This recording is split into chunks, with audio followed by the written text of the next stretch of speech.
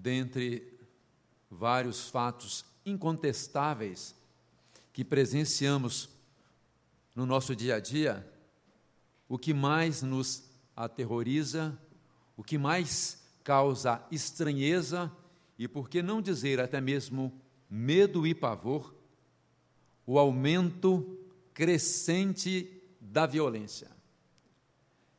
Nós temos vivido, e isso tem nos deixado estarrecidos, diante de tanta violência. A gente tem percebido que a violência tem assumido, assim, contornos gigantescos, e coisas que jamais poderíamos imaginar, hoje nós estamos presenciando, e isso tem nos deixado extremamente preocupados diante do quadro que nós vislumbramos. Tudo nos leva a crer que o horizonte que está à nossa frente, na verdade, se encontra profundamente caótico e perigoso. Mas quando nós olhamos para isso que nós estamos vivendo hoje, quando nós nos deparamos com a palavra de Deus, nós percebemos uma coisa, que a violência não é, na verdade, uma característica dos nossos dias apenas.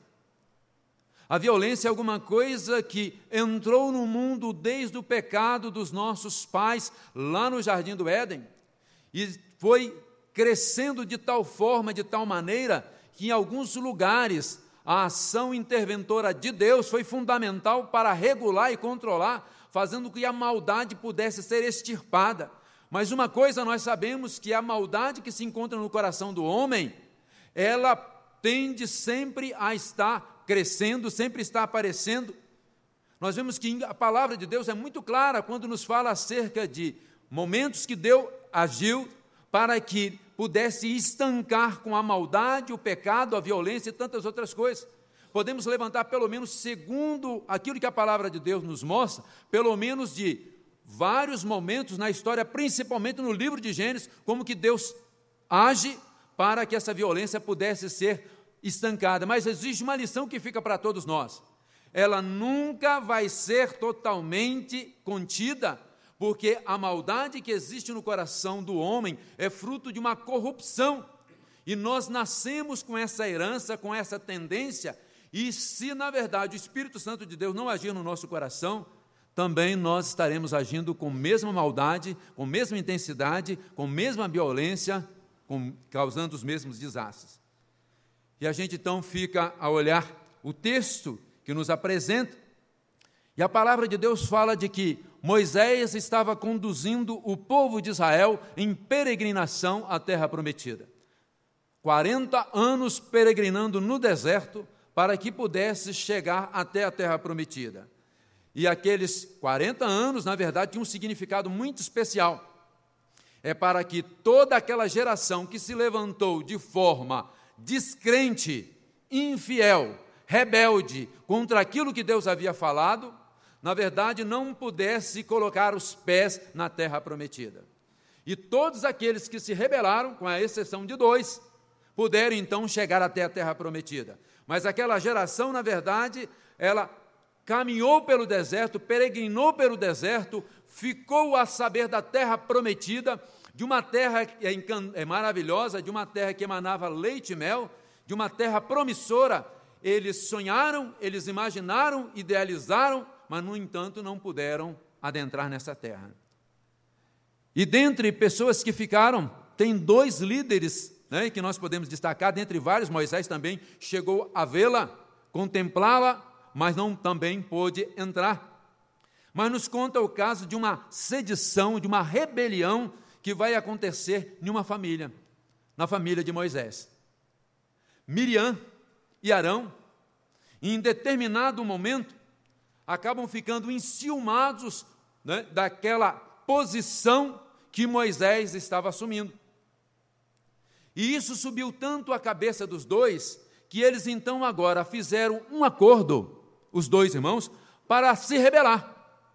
E o que nos chama a atenção no texto bíblico que nós lemos, é que começa falando assim, falaram Miriam e Arão. E é interessante, porque geralmente no contexto bíblico do Velho Testamento, dificilmente a mulher aparece primeiro. O que nos leva a crer que, nesse ponto, parece que a rebeldia partiu da Miriam. que deve ter convencido a Arão, e sendo assim, o Senhor, vendo todas as coisas, resolveu agir principalmente de forma mais severa contra Miriam. Na verdade, não foram os dois que se rebelaram, mas somente a mulher, né?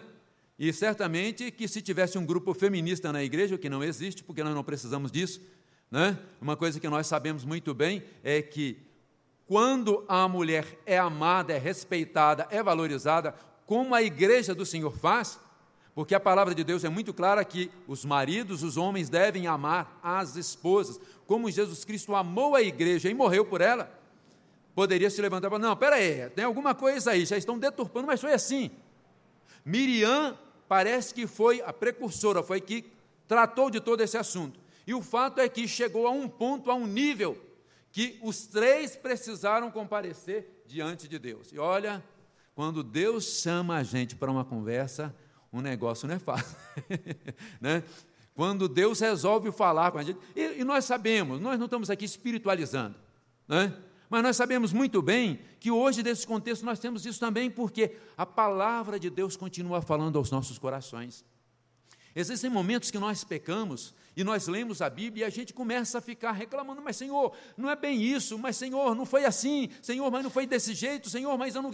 Nós tentamos apresentar as nossas justificativas diante do Senhor e que não são convincentes, e que não têm efeito, e não perduram, não continuam daquele que descortina todo o nosso ser, toda a nossa alma, todo o nosso coração. O fato é que os três foram chamados. Eu já imagino que a Miriam e o Arão, né, estavam agora imaginando o que poderia acontecer. E é interessante que o texto bíblico nos fala, né, que o Senhor ouviu tudo aquilo que eles fizeram, e há aqui uma defesa em favor de Moisés, que certamente não foi o Moisés que quis escrever, mas o Espírito Santo que agiu na vida dele de modo inspirado para que ficasse registrado, e diz: era o varão Moisés muito manso, mais do que todos os homens que havia sobre a terra.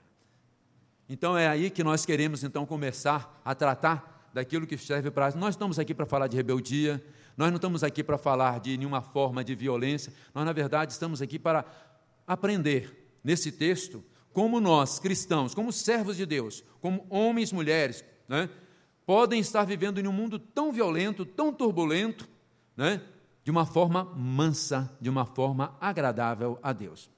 E é sobre isso que nós queremos tratar nessa noite. Como ser manso em um mundo tão violento. Vamos lá? O versículo 3 já começa a mostrar uma coisa que é interessante, foi esse que nós lemos. Em meio a esse fato, esse incidente, há uma palavra aqui sendo inserida falando o seguinte, que Moisés era o homem mais manso de todos os homens que havia na face da terra. Isso nos chama a atenção, tá? Porque a palavra de Deus já começa a trazer aos nossos corações lições preciosas. E a primeira dela, vamos lá? É acreditar na transformação do homem, sem dúvida nenhuma, pelo poder sobrenatural de Deus, do Espírito Santo do Senhor. Por que esse versículo está aqui? Porque essa palavra foi dita acerca de Moisés, que Moisés era o homem mais manso entre todos os homens da terra, que havia sobre a terra, Moisés era o homem mais manso. Por quê? Mas, na verdade, nós vamos perceber que Moisés está vivendo uma última etapa da sua vida, do seu ministério. A vida de Moisés pode ser dividida em 3 etapas, em 3 momentos. Os primeiros 40 anos, vivendo ali no palácio, o que a gente pode falar uma vida palaciana. O segundo momento, uma vida no deserto, né, ali, tendo oportunidade de estar ali com o seu sogro e aprendendo cada vez mais, e os últimos 40 anos peregrinando com o povo na terra, até rumo à terra prometida. E a gente fala que nós estamos aqui no último momento, trabalhando ali, como se fala, ele indo em direção à terra prometida. Não sei se qual período foi mais difícil na vida de Moisés. Os primeiros 40 no palácio, no deserto junto com o sogro, né? Ou depois, esse tempo conduzindo o povo. Mas uma coisa interessante, nessa etapa, nesse momento, Moisés já não era aquele homem que fora no passado. Vocês estão lembrados de uma coisa interessante? É que a palavra de Deus nos fala que quando Moisés, em um dado momento, ele viu, né, ali o que podemos estar falando, um egípcio maltratando um israelita, ele agiu de forma tão truculenta, tão violenta, que ele foi defender o judeu e acabou espancando, batendo e matando o egípcio. E ele acabou, então, usando de uma violência tão grande, que isso depois o levou a fugir, porque poderia ser um fato, né, que as pessoas pudessem ter conhecimento. E agora o texto nos fala que Moisés havia se transformado no homem mais manso sobre a face da terra. Primeira coisa é que se você, meu irmão, é violento, se você é briguento, se você é ranziza, se você é chato, se você é complicado, glória a Deus, ainda há esperança. É isso? Não sei se você está nos primeiros 40 anos, que você pensa que é alguma coisa. Eu rogo a Deus que você esteja já no segundo momento, né? Junto lá com o sogro e a sogra. Porque se você não aprender com o sogro e a sogra, você vai aprender com Deus no deserto e o povo dele, né? Mas o fato é que, uma coisa que nos chama a atenção é que Deus age de modo sobrenatural na vida do ser humano. Quantos homens, eu não esqueço de um irmão que havia sido, na verdade, uma pessoa extremamente violenta. Eu recordo que em um testemunho em uma pregação que ele foi fazer na igreja de Guarapari, em algum momento da mensagem que ele falou que Deus transformou a vida dele, ele falou de alguns fatos tão pesados, que quando nós saímos, teve uma pessoa que passou por mim e falou o seguinte: pastor, se a pessoa não era para estar na igreja, não era para estar preso. Mas glória a Deus que Deus transformou a vida dele. De barbaridades, de crueldades, de coisas terríveis que ele fez. E quando nós olhamos para isso, talvez você fale o seguinte: mas para aí, eu nunca briguei com ninguém, eu nunca corri atrás de ninguém com faca nem com facão, não é isso? Né? Eu nunca peguei pedaço de pau para espancar alguém, eu nunca levantei minha mão. Muitas vezes nós pensamos que a violência se manifesta dessa forma, mas existem várias maneiras de violência. Alguém pode ser violento até mesmo no olhar, né? Tem gente que olha para o cachorro já põe o rabo entre as pernas e já sai, só de olhar, só pela cara que ele faz, né? Tem pais que vão tratar com os filhos, e os filhos ficam com tanto medo que, em alguns casos, né, quase que desmaiam. Eu não esqueço, né, algo que serviu também para mim como pai, uma vez, com um dos filhos, e que era gêmeo, eu não vou entrar com muito detalhes não, né, que já não mora aqui em Brasília, né, aí vocês vão tentar, os visitantes vão tentar descobrir, o pessoal daqui, ele aprontou tanto, que chegou uma hora que eu peguei ele assim, e ele já tinha crescido, meio magrinho, né, mas crescido, eu levantei ele para o colarinho e falei: ou você muda de vida, cabra, ou eu vou te acertar. E ele: sim. Aí, mas graças a Deus mudou tanto que hoje está estudando até para ser pastor, né? Mas a gente está falando o seguinte: mas não tem hora que os nossos filhos tiram a gente do sério? Os filhos não vão aceitar isso, mas vocês vão ser pai algum tempo, hein? Pensam no que vocês vão falar, mas não é, pais. Tem hora que os filhos da gente tiram a gente do sério, dá vontade de pegar, mas primeira coisa, que agir de modo violento não corrige. Espancar, bater, tirar sangue, né? Existem pais que na hora da violência, né, eles perdem a consciência, o que tem na mão, né? Se estão varrendo, jogam a vassoura. Eu espero em Cristo Jesus que a pessoa não esteja cortando um bife na hora, né? Porque senão a faca no menino, né? Mas eu estou falando tudo isso brincando, mas na verdade, eu já estive conversando com um pastor, e ele estava falando que em um momento de raiva, que uma sobrinha fez para ele, ele quase que pegou a menina e bateu na parede, depois ele pensou 2 vezes. O Espírito Santo de Deus. Deus controla, transforma, muda o nosso viver. Aquele que espancava, não espanque mais. Aquele que era violento, não tem que ser mais violento. Aquele que pensa que, na verdade, pode proceder dessa forma, não entendeu ainda a importância da transformação na vida. É lógico que a transformação na vida das pessoas, do cristão, nem sempre acontece do mesmo jeito. A conversão de Paulo não pode ser comparada com a conversão de Timóteo, mas a transformação que o Espírito Santo faz na nossa vida, nos leva a meditar. Cuidado, porque talvez você não seja violento nem nas atitudes, nem no olhar. Mas, meu irmão, minha irmã, você pode estar sendo violento no falar. Palavras que são pesadas, palavras que acabam denigrindo, palavras que acabam jogando as pessoas. Existem filhos que falam o seguinte: eu preferia muito mais uma surra do meu pai do que as palavras duras que ele fala para mim. Não é por aí. Moisés, de um jovem violento, truculento, que na verdade não teria nenhuma dificuldade de enfrentar qualquer um no MMA, porque tudo indica que ele era uma pessoa forte, mas foi transformado pelo poder de Deus.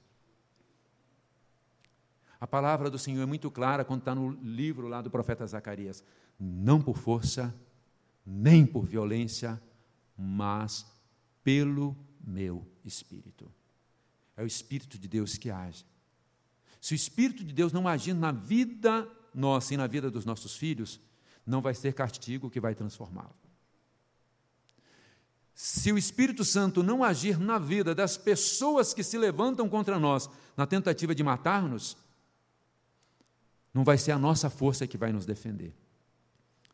A nossa melhor, a nossa maior, a nossa real defesa encontra-se no nosso Deus. É tanto que o salmista fala: o Senhor é meu escudo, a minha fortaleza. E ele fala: o Senhor é a minha luz, a quem temerei? O que pode me fazer o homem?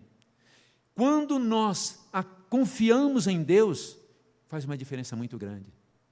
Você está sendo, na verdade, humilhado, você está sendo violentado, você está sendo, na verdade, agredido, não responda à mesma altura. É tanto que Jesus Cristo nos ensina: se alguém bater em uma das suas faces, vira outra. Mas isso não é literal. Não é literal não, meu. Mas não esqueça que o simbólico é muito mais importante que o literal.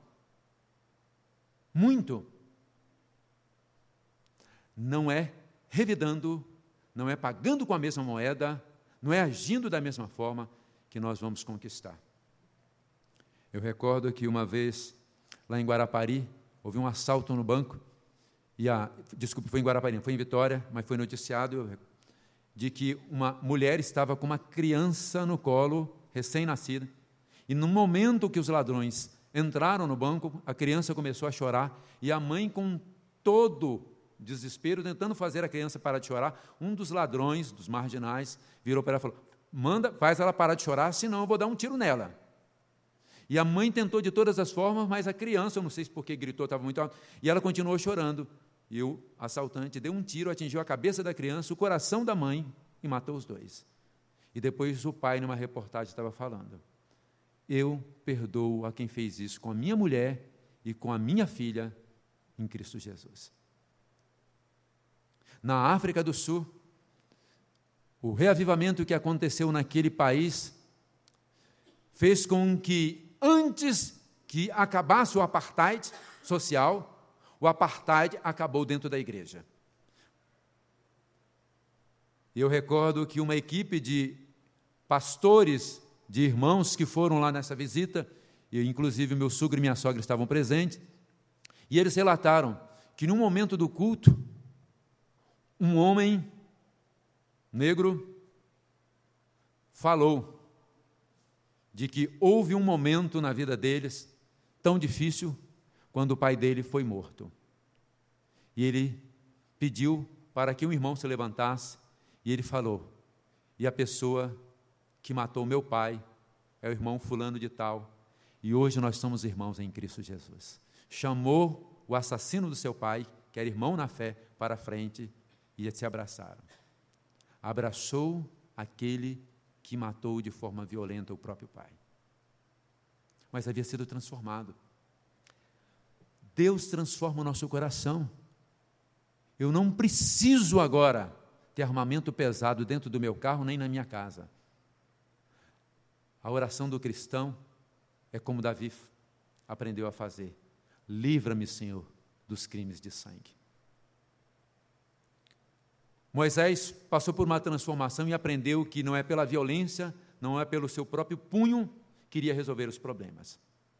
Mas ele aprendeu uma coisa, que o Espírito Santo de Deus começou a transformar na vida dele. E essa transformação foi tão grande, mas foi tão grande, que nós vamos falar que nos ensina uma outra coisa, uma outra lição que nós tiramos, é que para ser manso num mundo tão violento, nós também precisamos aprender, nesse caso, a buscar ser fiel a Deus. E é interessante, porque essa fidelidade nos leva a ter uma interpretação um pouco equivocada. Muitas vezes nós pensamos que essa fidelidade a Deus significa que nós devemos fazer tudo para com o nosso Deus de uma forma que a gente possa ser impecável. De que a gente não pode, na verdade, cometer um deslize. A nossa fidelidade a Deus tem que ser altíssima. E isso, na verdade, se torna punitivo. Sabe por quê? Porque quando nós pensamos na fidelidade do homem para com Deus, desse jeito, nós, na verdade, começamos a ter um problema seríssimo. Porque para que você possa ser irrepreensível, segundo essa ótica da fidelidade, que é equivocada, você tem que guardar os 10 mandamentos. E você sempre chega no final do dia e tenta lembrar daquilo que você fez, e você vai descobrir que você quebrou vários preceitos da lei de Deus. A fidelidade que nós devemos ter a Deus, uma fidelidade resposta da mesma forma que nós devemos amar ao Senhor. Só conseguimos amar ao nosso Deus por quê? Paulo diz, nós o amamos porque Ele nos amou primeiro. Nós só conseguimos ser fiéis a Deus porque a fidelidade de Deus agiu na nossa vida. Sempre é Deus agindo em primeiro lugar. O nosso amor, a nossa fidelidade, a nossa santidade vem como uma resposta. Eu não tenho condição de agradar a Deus com aquilo que eu faço ou penso fazer, porque, na verdade, a salvação seria meritória. Deus não se agrada por aquilo que eu faço. Na verdade, Deus se agradou de nós por aquilo que Jesus Cristo fez. Não é meritória. Mas para Ele, a palavra de Deus lá em Apocalipse fala, ser fiel até a morte, dar-te-ei a coroa da vida. Está se falando de galardão e não salvação. O que nós vemos com isso claramente, que buscar ser fiel a Deus não significa, meu irmão, minha irmã, que você vai ser impecável. Mas não significa também que você vai viver de qualquer jeito. É tanto que a vida de Moisés passa a ser exemplo para nós. Exemplo no sentido de ver como um homem foi tremendamente usado por Deus. É tanto que a palavra do Senhor fala que Deus falava diretamente com Moisés, que Moisés via a forma de Deus, a aparência, não é isso? E aí, de repente, a gente começa a pensar, então, Moisés, sem dúvida nenhuma, no Velho Testamento, é a pessoa que mais se destaca acerca de intimidade que poderíamos estar falando com Deus. Mas toda essa fidelidade de Moisés a Deus, e o próprio Senhor chega a exclamar isso, não é assim no versículo 7, com o meu servo Moisés, que é fiel em toda a minha casa? Mas se você, meu irmão, fizer uma leitura muito rápida, você não vai perceber que a palavra de Deus está dizendo claramente quando o Senhor fala, não é assim com o meu servo. Moisés nunca saiu da condição de servo. Moisés nunca deixou de ser servo do Senhor. Abraão, mesmo que tenha sido chamado amigo de Deus, nunca deixou de ser servo do Senhor. Jesus Cristo, falando acerca de nós, dos seus discípulos, Ele nos chama de servos inúteis. Há, querendo ou não, uma separação.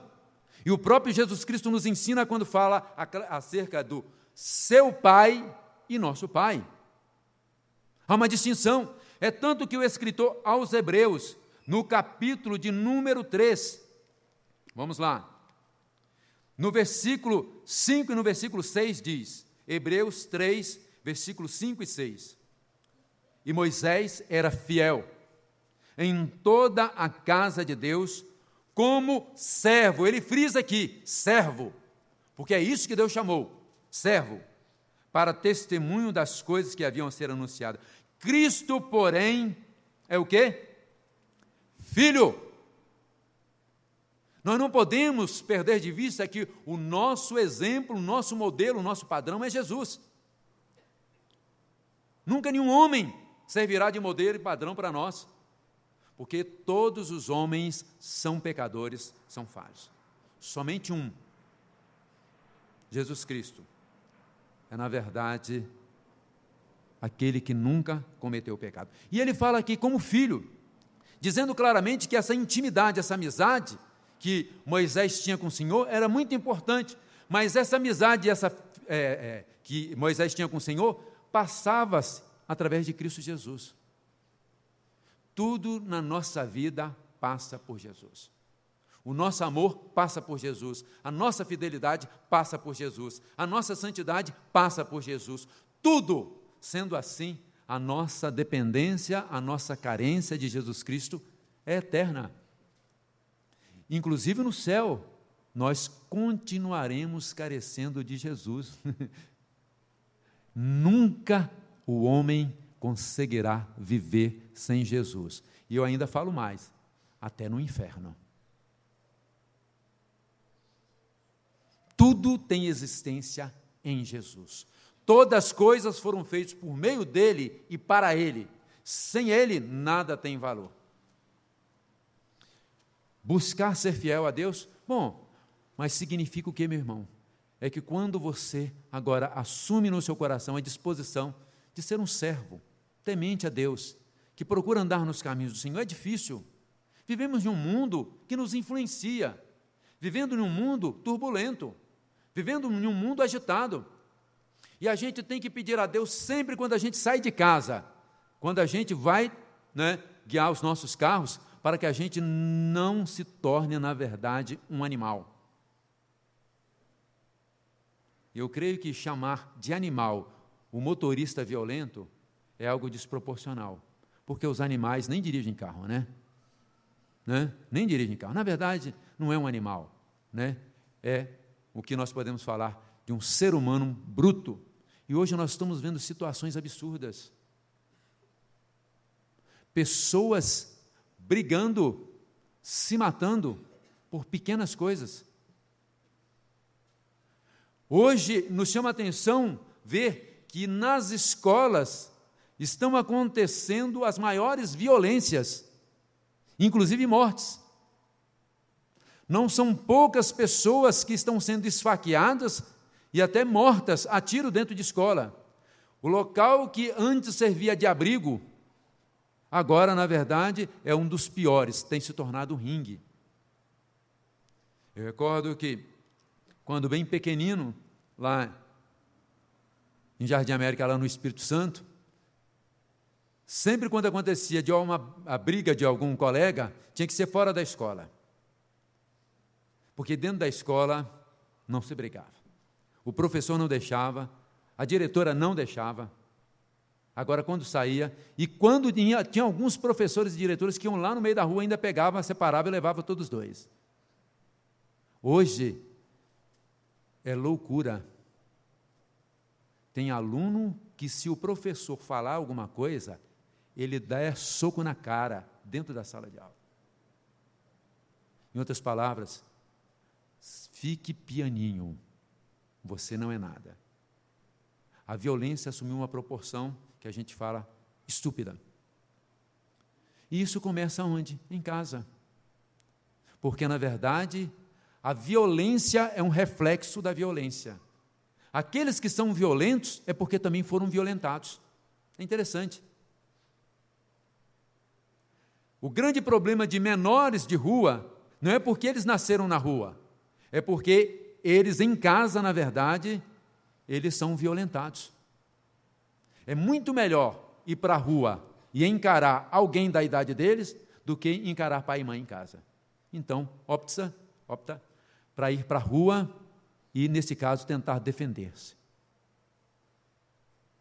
O que a gente olha para isso é que, no mundo que nós estamos, ou nós influenciamos ou somos influenciados. E parece que a igreja do Brasil está muito mais perto da igreja de Corinto do que nós imaginamos. Parece que a igreja evangélica no Brasil está muito mais influenciada pelo mundo do que influenciando o mundo. É triste, mas o que a gente pode ver, o que se fala na política acerca dos evangélicos é de estarrecer, é de corar de vergonha. A fama de evangélico na política é de curral de eleitores fácil de ser dominado. É só ir lá e prometer areia, cimento, alguns cargos michuru, que toda a comunidade se vende. E não é à toa que muitos corruptos acabam tendo uma votação muito expressiva dentro do próprio arraial evangélico. As pessoas que deveriam fazer diferença na vida do país estão se vendendo por um repasto de comida, estão se vendendo por areia, cimento, ferro e algumas posições qualquer. Isso não é fidelidade. A fidelidade se manifesta em uma vida aos pés do Senhor. Moisés não era perfeito, perfeito só Jesus. Mas o elogio que Deus faz a Moisés é porque era um homem que o amava intensamente, que procurava servir com inteireza de coração. E é isso que deve estar marcando a nossa vida. Mas uma outra coisa que nós aprendemos nesse texto, de como ser manso em um mundo tão violento, além de acreditar na transformação do homem, além de buscar ser fiel a Deus, precisamos praticar virtudes cristãs para com o próximo. Primeira coisa que a gente tem que fazer um parênteses aí. Quando nós estamos usando o termo virtude cristã, nós estamos aplicando no contexto nosso, porque no tempo de Moisés não existia cristianismo. Mas nós estamos fazendo uma aplicação para os nossos dias. E nós acreditamos, então, que a palavra de Deus tem efeito para todos nós. Mas poderíamos falar que praticar virtudes, de servos de Deus, mas fica bem claro que o cristão é um servo de Deus para com o seu próximo. O mundo espera que nós façamos diferença. Se no trabalho as pessoas te perseguem, você não deve fechar a cara, você deve procurá-los. Se os seus vizinhos te maltratam, você não deve virar o rosto, mas você deve procurar influenciá-los. Se você é perseguido, você não deve se esquivar. A palavra de Deus nós temos lá em Mateus, no Sermão do Monte, quando Jesus Cristo fala para orar pelos nossos inimigos, amar aqueles que nos perseguem.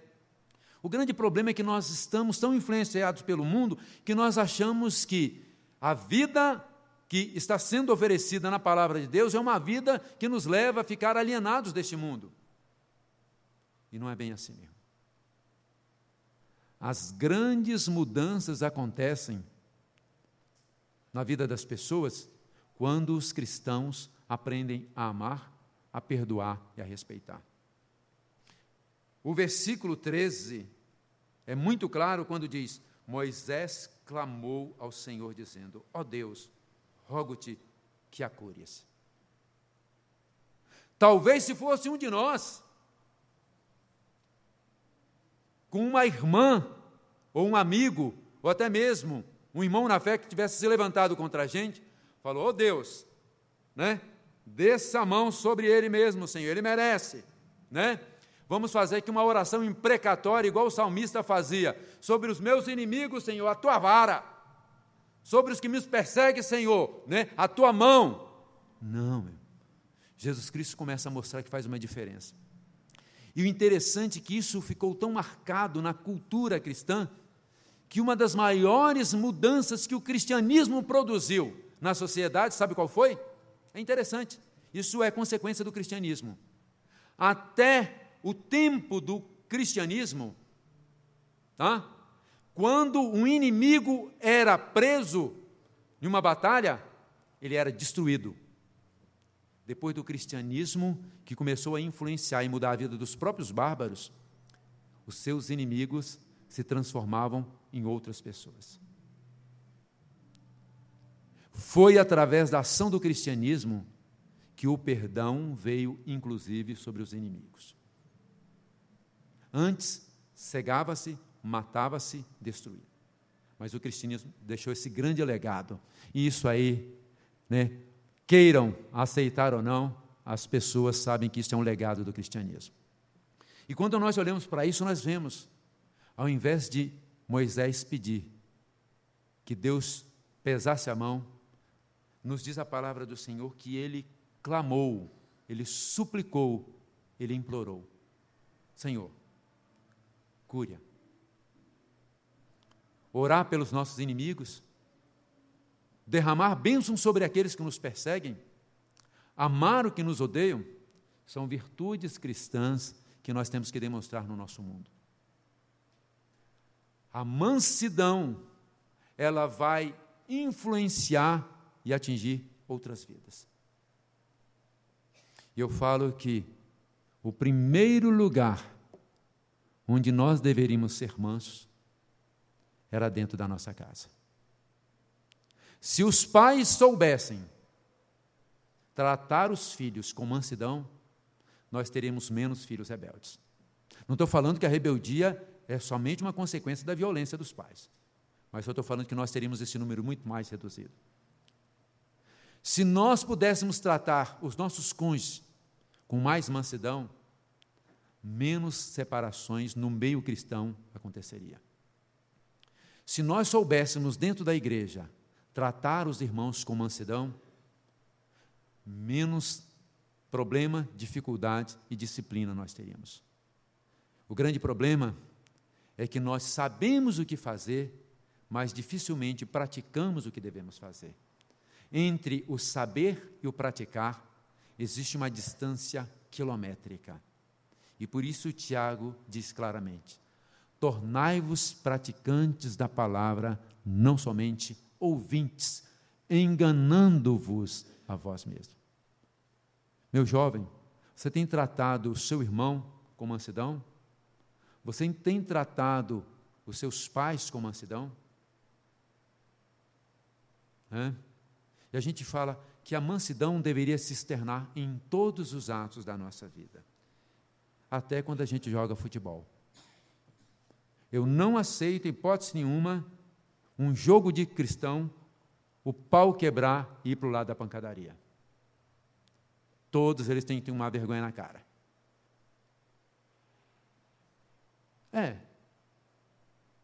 De modo nenhum, nada justifica a violência, nada justifica a violência. Eu recordo uma vez lá no seminário, que seminarista de vez em quando joga futebol, né? Quando tem uma folguinha nas provas, algumas coisas assim, né? Nas reuniões de oração e tudo mais. Nós estávamos jogando e aconteceu que tinha um irmão lá que era goleiro nato, né? Pelo próprio corpo dele, que era um pouquinho mais avantajado, então isso no futebol de salão dá uma certa primazia, né? E eu sei que ele ficou lá e de repente aí que veio um lance que a bola foi jogada e veio uma pessoa que hoje é pastor, né? E até de uma igreja aqui mesmo em Brasília, né? É no plano piloto ali, perto da Nacional, né? Um pastor da igreja presbiteriana, né? E ele entrou para fazer o gol naquela jogada decisiva. Só que esse irmão, o goleiro, entrou de carrinho, fez falta, né? Derrubou e ele caiu. E quando ele levantou, esse goleiro, esse irmão, hoje reverendo Normando, ele era mais fortinho, segurou assim o albedão e falou o seguinte: meu irmão, eu te amo em Cristo Jesus. Né? Pronto, quebrou as pernas, quebrou as pernas não, né? Você não vai entender mal, né? Vai entender literalmente, né? Deixou sem palavras, não é isso? Mas lógico que ele não só falou, ele grudou também os braços, né? Assim, mas é isso, podemos cometer erros, mas nós não podemos continuar nos erros. Buscar uma vida de mansidão não é uma opção na vida do cristão, deve ser uma realidade. Ser manso é fundamental, principalmente num mundo tão violento que nós vivemos. Que tal tratarmos as pessoas com mais carinho, com mais atenção, com mais disposição de perdão? Se você cometeu algum erro, o que custa reconsiderar? O que custa se arrepender? O que custa procurar? É isso? É tanto que Jesus nos fala lá em Mateus 18. Se o teu irmão pecar contra ti, não espere, meu irmão, ele vir até você não, mas vai você até ele. O cristianismo é da ida, é do perdão. Sede manso. Aquele que é manso acaba sendo abençoado. Aquele que é briguento, aquele que é violento, acaba perdendo muitas bênçãos de Deus. Não estou falando com isso que você não possa lutar pelos seus direitos, mas nunca faça de uma forma a confundir justiça, né? Que muitas vezes as pessoas clamam por justiça, mas na verdade querem, né? É o que a gente pode falar, né? É que a coisa possa piorar, né? Em nome da justiça, eles acabam muitas vezes usando a violência. Que Deus nos abençoe.